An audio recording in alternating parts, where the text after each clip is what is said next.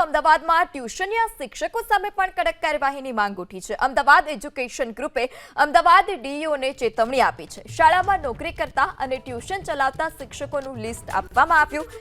શિક્ષકની નોકરી સાથે ટ્યુશન ચલાવતા શિક્ષકો સામે કાર્યવાહીની માંગ છે। શાળા, શિક્ષક અને ટ્યુશન ક્લાસના નામ સાથેનું લિસ્ટ ડીઈઓને સોંપાયું છે।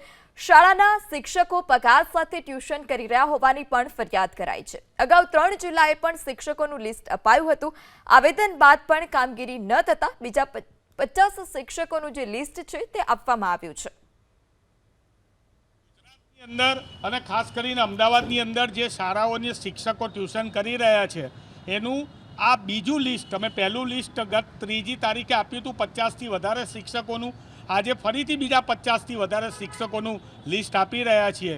એ શિક્ષક કઈ શાળામાં છે, કયા જગ્યાએ ટ્યુશન કરે છે, એના ટ્યુશનના ક્લાસનું નામ શું, બધી જ માહિતી આપી છે। હવે કાર્યવાહી એ સરકારે અને તંત્રએ કરવાની રહેશે અને જો આ કાર્યવાહી નહીં કરવામાં આવે તો આગળના દિવસોમાં અમદાવાદ એજ્યુકેશન ગ્રુપ અને ફેડરેશન વતી જલદ કાર્યક્રમો આપવામાં આવશે।